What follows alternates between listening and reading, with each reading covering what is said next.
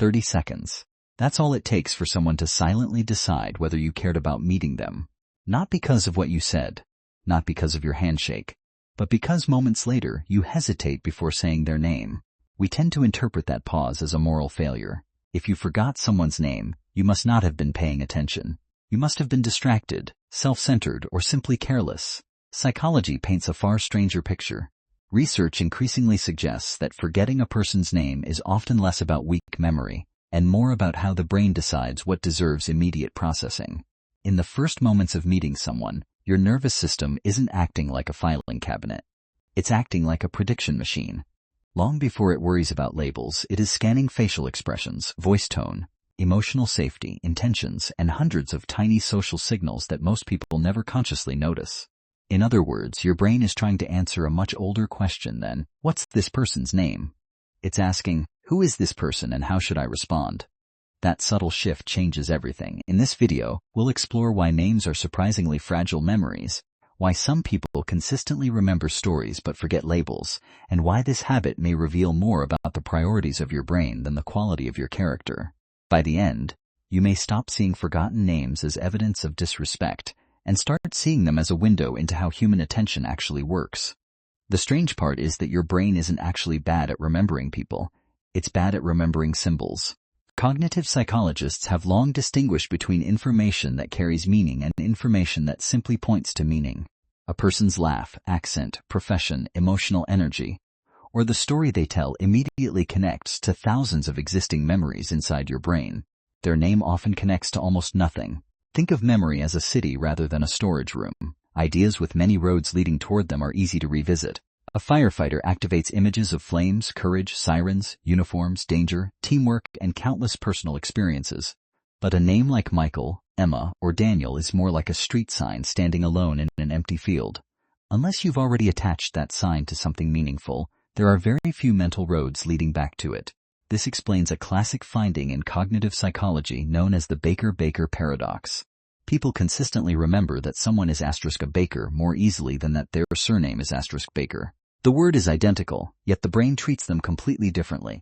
One activates an entire network of meaning. The other is simply an arbitrary label. From the brain's perspective, names aren't identities, they're access codes. And access codes are surprisingly fragile unless they're attached to a story. Your memory wasn't designed to preserve isolated labels. It evolved to preserve information that predicts behavior, emotion, relationships, and survival.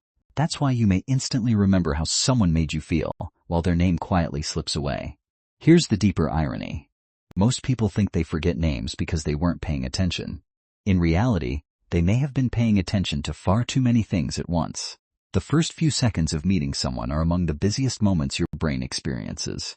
Without your awareness, it is estimating age, emotional state, confidence, facial expressions, eye contact, social status, potential similarity, and even whether the interaction feels safe. Neuroscientists often describe perception as an active prediction process rather than passive observation. Your brain is constantly building a model of the person standing in front of you before you've consciously decided what you think about them.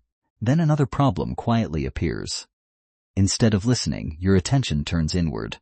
You begin wondering whether your smile looked natural, whether you'll say something interesting, or how you'll introduce yourself. Psychologists call this the *next-in-line effect, the tendency to remember less of what another person says while mentally preparing your own turn to speak. This isn't simply divided attention. It's a competition for cognitive resources. Your working memory has limited capacity. Every sentence you rehearse in your head occupies mental space that could have been used to encode the person's name. Ironically, the more motivated you are to make a good first impression, the more likely you are to lose the very detail that seems most important. The forgotten name, then, isn't evidence that you didn't care.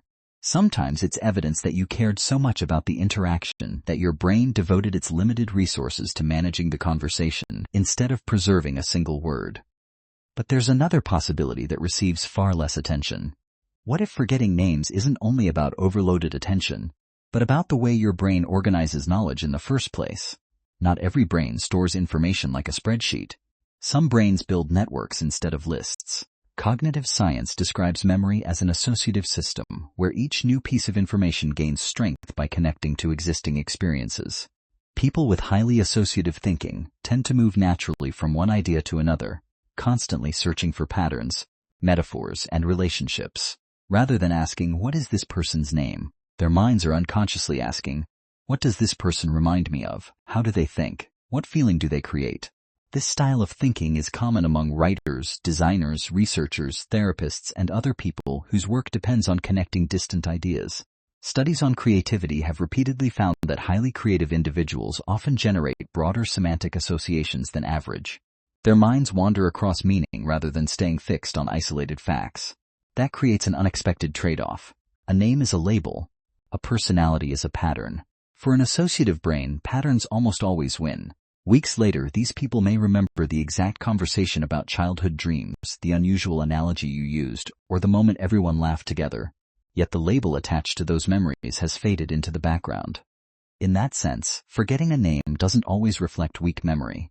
Sometimes it reflects a memory system that instinctively prioritizes meaning over metadata, remembering the human experience first, and the identifier second. Ironically, the hardest part of remembering a name often begins the moment you realize you've forgotten it. Memory isn't a video recording that simply replays on command. Every attempt to retrieve information competes with your emotional state. The instant you think, I should know their name, your attention shifts away from searching your memory and toward judging yourself.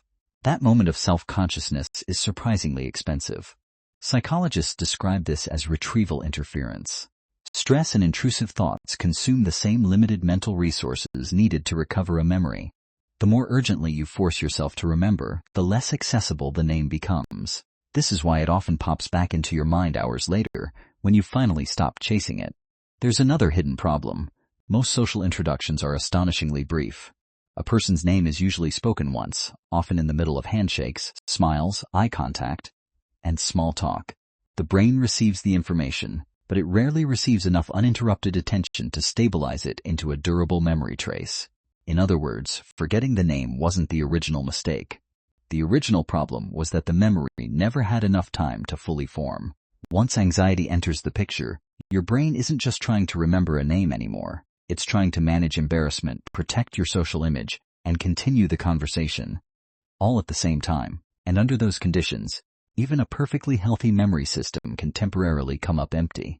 Beneath all of this lies one final piece of the puzzle: biology. Your brain is constantly making an invisible prediction.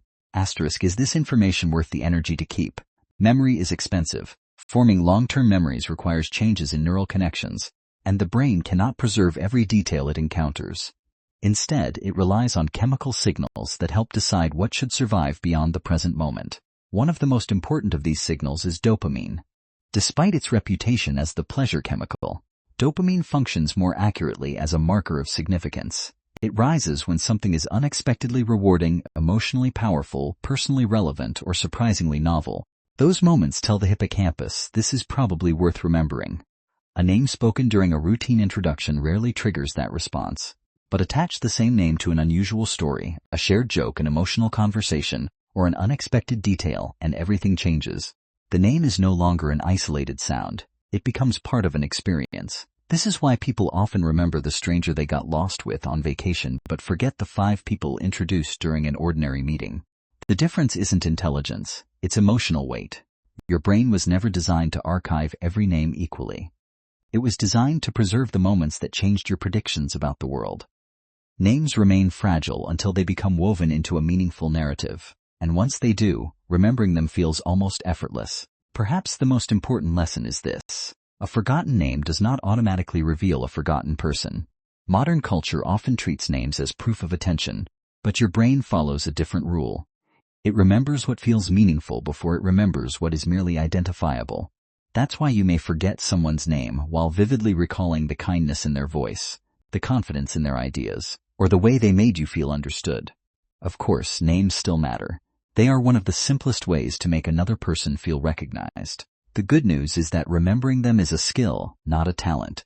Repeat the name naturally during the conversation. Connect it to a distinctive image, a personal story, or something emotionally memorable. And if you genuinely forget, ask again with honesty instead of pretending. Most people appreciate sincerity far more than perfection. In the end, the goal isn't to build a flawless memory. It's to build genuine human connection.